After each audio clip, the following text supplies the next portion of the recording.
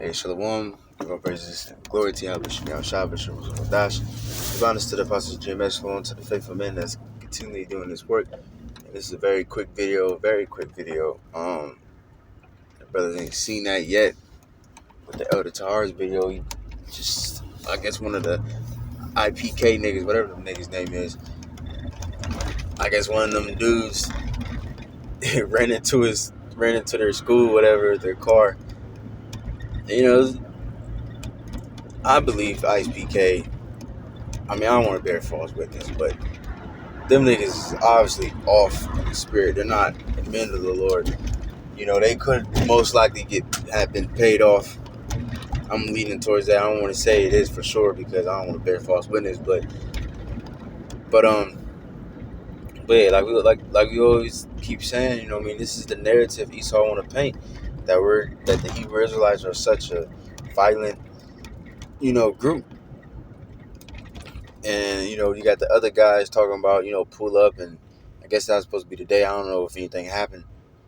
The chief, the so-called chief, nigga ain't no damn chief, man. Chief Ephraim, you know what I'm saying, just through, you know what I mean? Talking about pull up on people. That's not the way the prophets of the Lord work.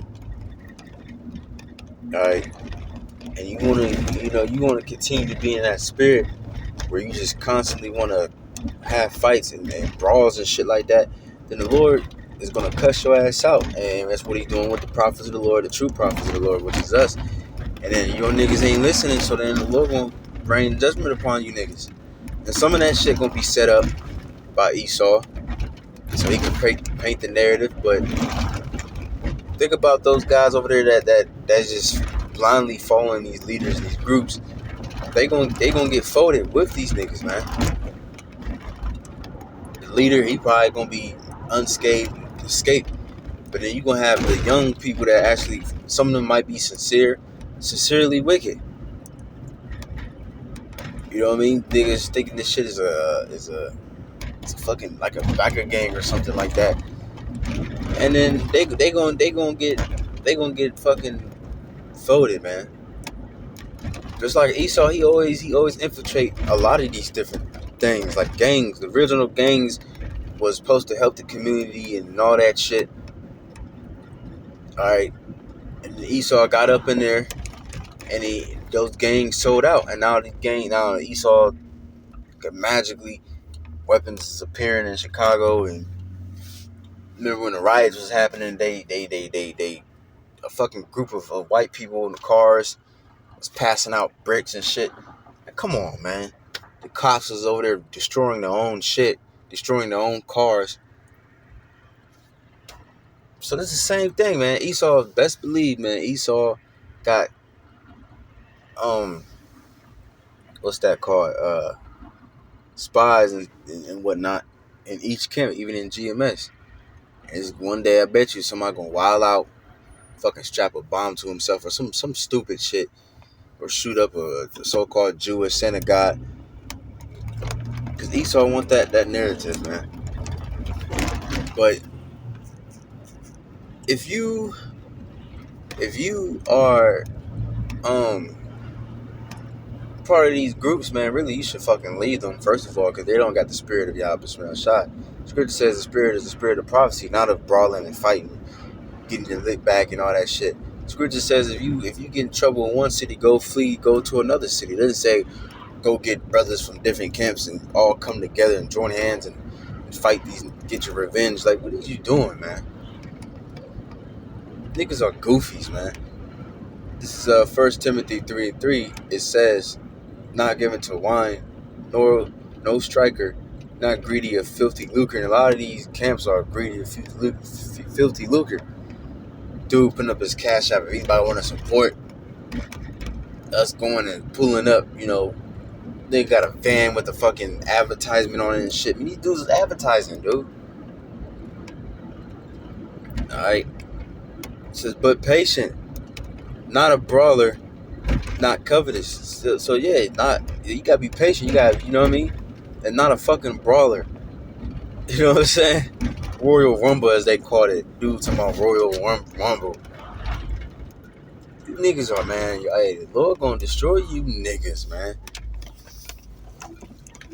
You know what I'm saying? That's just stupid, man. Like, and some brothers can fight. That doesn't mean, okay, I'm just gonna, every time some nigga come up, I'm gonna just swing hands and shit. Bro, there's gonna be people there that don't agree with what you do. Like, that's a part of this truth, bro. Damn near every single person you come across is not gonna, is they gonna fucking hate this truth that what you're teaching. So what, you gonna get mad and fucking and throw a fit and hit everybody? Like, come on, man. It says, Timothy 3:2, to speak evil of no man, to be no brawlers, but gentle, showing all meekness unto all men. Scripture says, if possible, live peaceable with all men. But these niggas, they're not doing that. Alright? You people are brawlers. And hey, matter of fact,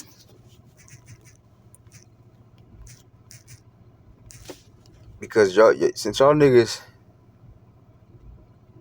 y'all love, I mean, a lot of these guys a lot of these guys as part of these camps are not even really sincere. They just in it for, because they can have 7 women. It sounds powerful. You know what I mean? The brotherhood, you look mighty, cussing out people. You know what I'm saying? That's all they really care for is the highlights. You know, they just want the, you know, the good parts of it. It's just like watching the fight. A lot of people don't like watch fights unless it's some crazy ass knockout or something like that. Some people don't like watching a fight going a whole distance. They just want to see, oh, I want to see somebody's head get fucking bashed. I want to see somebody get knocked out. All right. I want to see, you know what I mean? They don't really appreciate the art. And there's a lot of them niggas in these different camps. A lot of these different niggas, they don't really appreciate the process of the truth, because the truth really is kind of slow. Because we talking a lot of action, World War III, martial law. We've been speaking this for years. His brother's been in the truth.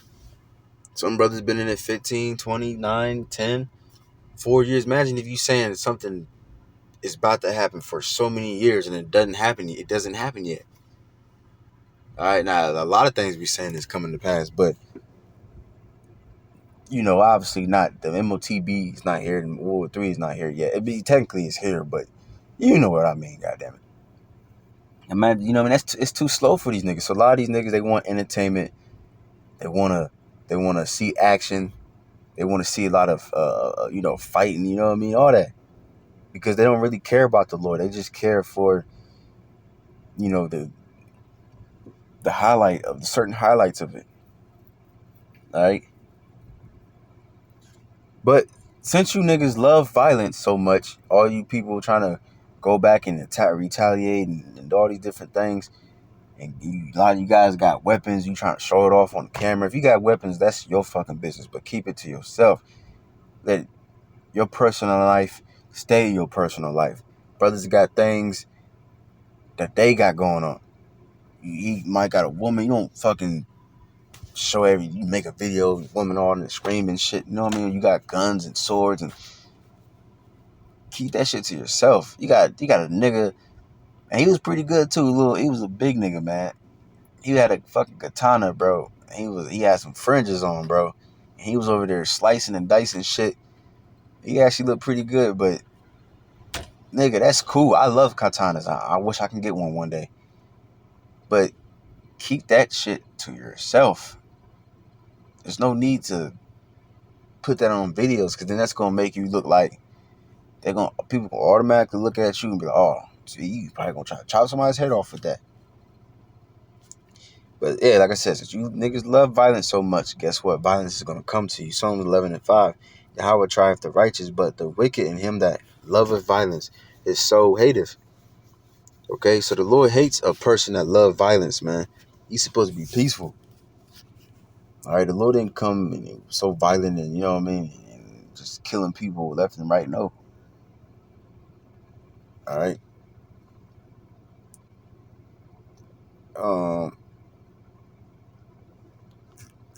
Let me see.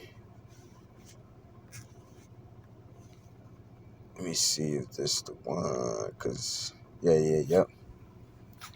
Sirach 3:26, it says, a stubborn heart shall fare evil at the last. And those guys are stubborn, and you're going to fare the worst. Like the saying goes, fare well, but you guys are going to fare the worst. All right, because you're stubborn. You're supposed to listen to the prophets of the Lord. The prophets say to not be like that. You live by the sword, you die by the sword. All right, and the Lord hates a soul that love violence. Okay, now of course self-defense. That of course. So if you at camp and you minding your business, you just teaching the word, and then some woozy ass nigga come up and try to get tough. The best thing to do, because sometimes like you might have an argument with a nigga. And you young, so you try to, sometimes you would go on for fucking an hour with this nigga. But really now I'm starting to see that, nah, bro, if you ain't getting it, bro, you can have a nice day. If you cool and we having a cool conversation, then okay, you could probably stay for a little bit. If you just acting like a demon, then you can go on about your business. Especially there's some niggas that come up and they will argue for contention's sake. Like they ain't really trying to hear what you trying to say. They trying to be right, and they're not even, you know what I mean? Then some guys, they get a little violent. They, start throwing threats, start calling people's names, calling brothers' names. When you see a nigga do that, bro, make that nigga go on about his business. Cut that nigga off, cause he don't want to come up for the word. He want to fight. He wants you to do something so he can do something. All right. Don't even entertain that shit, bro. You can be like, all right, you can have a fucking nice day. Fuck off. Don't say it like that at first, but if he gets all in brother's face, that's when you, all right, bro. Then you get in their face and back them the fuck up. Cause I don't like that shit. I don't like when people get in brother's face. I ain't gonna just sit there and let that happen. I ain't gonna throw hands yet, but I'm gonna separate that shit. Like, nah, nigga, cause anything can go. You get that close to a brother, dude can spit in his face. He can throw a punch just like that, push him unexpected, especially if he's reading and shit like that. So yeah, so something like that, all right.